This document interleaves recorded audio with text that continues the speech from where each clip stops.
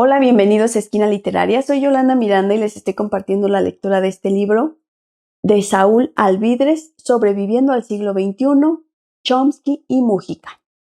Estamos leyendo el tema número 2 que se llama ¿Cómo hemos llegado hasta aquí? El tema número 1 que se llama Perspectivas de supervivencia. El día de hoy vamos a leer lo que comenta Pepe Mújica. Pepe, tengo una especie de angustia en mi intelecto.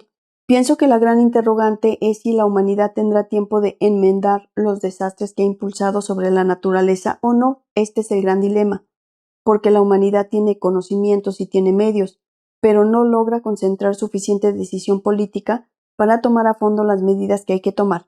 Seguimos irresponsablemente tirando cañonazos, buscando petróleo, en fin, y todos sabemos que estamos en la cuerda floja, lo sabemos perfectamente. La humanidad en su historia ha hecho muchos desastres sin saber, pero ahora lo hace sabiendo, a conciencia de su autodestrucción. Entonces mi preocupación es, ¿tendrá la humanidad tiempo o sucumbiremos en una especie de holocausto ecológico?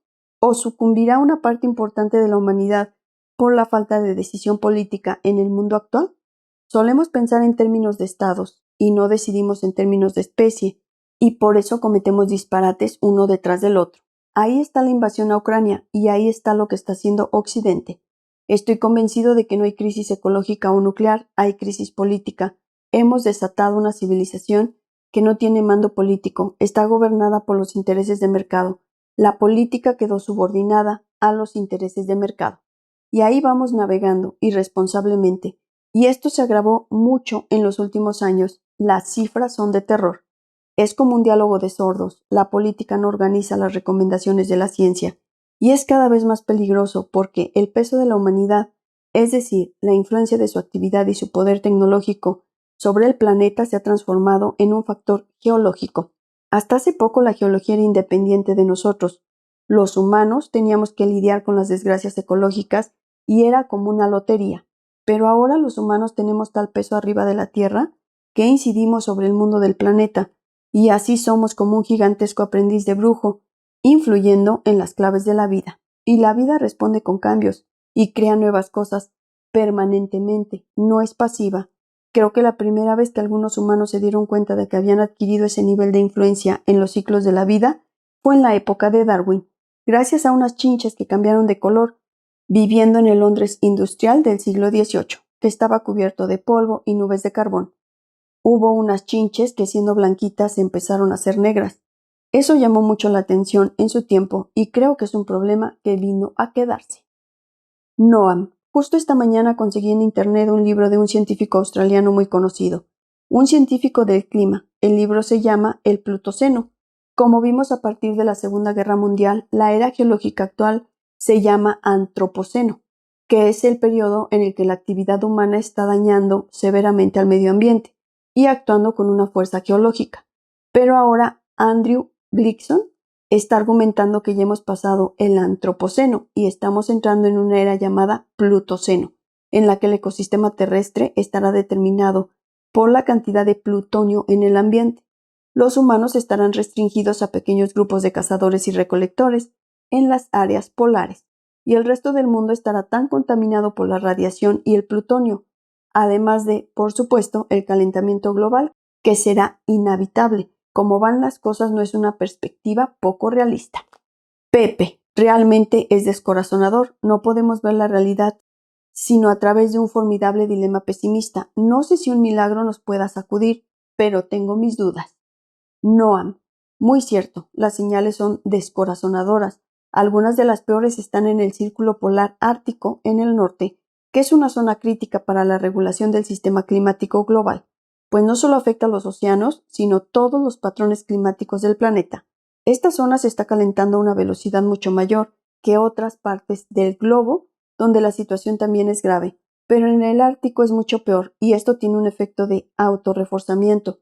Cuanto más hielo ártico se derrite, más agua oscura se expone y más radiación solar es absorbida en lugar de ser reflejada de vuelta a la estratosfera por el hielo, lo que acelera el proceso. El permafrost, que contiene inmensas cantidades de carbono almacenado, se derrite y se libera por primera vez como nunca en la historia registrada. Eso libera metano en el aire que es un gas muy letal, mucho más que el CO2, lo cual va a acelerar aún más las cosas.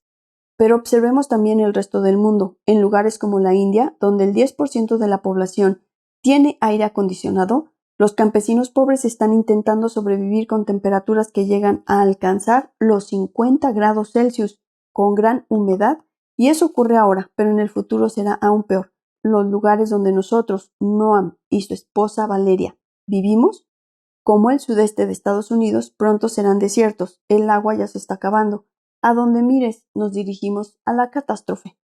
Existen razones para creer en que aún tenemos una pequeña ventana de oportunidad para cambiar este rumbo. Existen propuestas detalladas y factibles sobre cómo detener el declive y avanzar hacia lo que sería un mundo mucho mejor, pero tenemos poco tiempo para llevarlo a cabo. Lo que está en cuestión es si tendremos la capacidad moral de superar estas tendencias en la sociedad humana y la historia. Hasta ahora la evidencia no es muy alentadora, pero ver a los jóvenes protestando por lo que se ha hecho con su futuro es un rayo de esperanza. Y todo lo que podemos hacer es dedicar nuestros esfuerzos a apoyar tanto como podamos los esfuerzos que están llevando a cabo.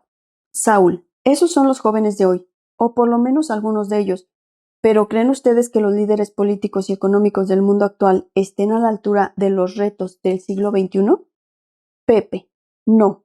Yo pienso que existe un divorcio muy grande entre las conclusiones a las que llega la ciencia contemporánea y las decisiones políticas, que ni se inmutan ante los presupuestos que inequivocadamente planteó hace tiempo la ciencia. No puede ser que hace 30 años nos dijeran en Kioto lo que iba a pasar y la tranquilidad burocrática con la que el mundo se quedó quieto. Esta es la limitación que tiene el hombre, pues no es que nos falte el conocimiento, es que no usamos el conocimiento para defender la vida. Noam, tampoco creo que los líderes políticos estén a la altura, no los que hay ahora. Pienso que ellos están fundamentalmente escuchando a las poderosas fuerzas económicas de la sociedad y nada más. Imagina, por ejemplo, a algún congresista de los Estados Unidos. Esta persona, claro que puede entender las advertencias de la ciencia, pero solo está escuchando a las corporaciones que financiaron su campaña. Por eso la campaña de Sanders fue tan significativa, porque mostró por primera vez que es posible desarrollar un gran movimiento político sin financiamiento corporativo. Ese es un cambio dramático y las personas han aprendido la lección. Pueden hacer cosas ellas mismas, con independencia de la estructura de este sistema político financiado por el mundo corporativo. Y todo esto puede llegar muy lejos. La izquierda, como todos los demás, deben reconocer el hecho de que por primera vez en la historia humana estamos enfrentando decisiones que determinarán si nuestra especie sobrevivirá o no. Las amenazas son muchas, así como la guerra nuclear es un problema inminente y la catástrofe ambiental es un reto impostergable. La probabilidad de pandemias es muy alta. El uso masivo de antibióticos en la producción industrial de animales está causando problemas con un peligro potencial extraordinario, sentando así las bases para pandemias que podrían ser desastrosas si los antibióticos pierden su eficacia, lo cual está mucho más allá de nuestra capacidad para desarrollar antibióticos nuevos, en particular la producción de carne, que es en primer lugar un importante contribuyente al efecto invernadero que genera el calentamiento global, implica el uso masivo de antibióticos. Los animales son apretados en condiciones insalubres y los llenan de antibióticos para mantenerlos vivos y saludables, lo que conduce a una rápida mutación de bacterias letales que fácilmente podrían superar la eficacia de los antibióticos. Esto está comenzando a suceder, algunas enfermedades ya no se pueden controlar y el fenómeno irá en aumento, con consecuencias extremadamente peligrosas. Entonces hay desafíos realmente serios, desafíos que nunca antes se habían presentado en la historia de la humanidad y deben abordarse de manera expedita, efectiva y muy rápida. Podemos también hablar del plástico en los océanos. Algo tan simple como eso amenaza la existencia de toda la vida marina, lo que tendrá el efecto de amenazar la vida humana. Las especies están desapareciendo a un ritmo más rápido que en cualquier otro momento en los últimos 70 millones de años. Lo que quiero decir es que hay un problema tras otro, de enorme alcance, que debe abordarse rápidamente, y rápidamente significa ahora, en esta generación. Más allá de todo esto debe superarse el modelo de sociedades jerárquicas y represivas, en las que solo unos dan las órdenes y el resto debe obedecerlas. Todas estas son grandes tareas para la izquierda. Es fundamental que las personas dejen de estar dispuestas a aceptar condiciones sociales en las cuales solo siguen órdenes. lo cual es algo nuevo en el capitalismo. Si observamos las primeras etapas de la industrialización, los trabajadores consideraban el esclavismo asalariado como algo casi igual al esclavismo clásico. ¿Por qué seguir las órdenes de otro? Con el tiempo, esto se ha construido en la conciencia general como algo normal y tiene que ser eliminado de la conciencia. Pepe, pienso que en las próximas décadas el mundo también va a soportar convulsiones muy fuertes en el campo de la organización del trabajo y la distribución del ingreso, porque la revolución tecnológica es demasiado veloz y la sociedad no logra acompañar esos cambios. Así que viene una época de cataclismos. La robótica se nos viene encima, pero no se nos viene encima una distribución salarial proporcional a ese aumento de la productividad. Y eso va a crear condiciones muy difíciles. La izquierda tiene que luchar por la civilización, por estas cosas de las que estamos hablando, pero no todo es poético ni todo es catastrófico. Va a depender de lo que haga la voluntad organizada de mucha gente. Saúl, profesor, ¿ve usted la posibilidad de cambios revolucionarios durante el siglo XXI?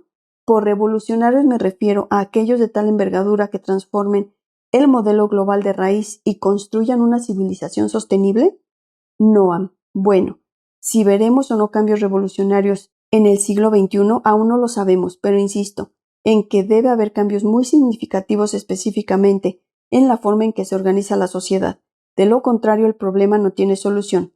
La idea de desarrollo, producción e interacciones basados en el mercado tiene peligros intrínsecos y ahora consecuencias letales. Eso que llaman mercado se basa en ignorar las externalidades que son el efecto que tiene una transacción en lo demás, lo cual se traduce en todo un tipo de problemas, y hoy significa la destrucción del medio ambiente. Si esto no es superado de alguna manera, estamos acabados. En segundo lugar, la idea misma de que las personas deben suscribir un contrato social porque algunas reciben órdenes de otras es intrínsecamente ilegítima, y eso debe ser superado. Esto significa el control democrático de las instituciones públicas, pero incluye también el control de las empresas productivas por sus trabajadores, como es el caso de las empresas cooperativas. El sistema internacional debe estar constituido por las personas que participan en él, sin jerarquías intrínsecas, y esos son cambios que se podrían llamar revolucionarios. Pepe, cuando yo era joven creíamos que los de izquierda luchábamos por el poder. Ahora creo que la lucha es por la civilización. Noam, cierto. Y sin una acción seria, en un lapso no muy largo, podríamos llegar al punto en que la vida humana organizada sea algo que oscile entre lo difícil y lo imposible. Espero que les haya gustado la lectura del día de hoy de este libro Sobreviviendo al siglo XXI de Saúl Alvidrez, Chomsky y Mújica. Los invito a que me dejen sus reflexiones sobre esta muy interesante lectura. Los espero en el próximo video. Muchas gracias por escuchar.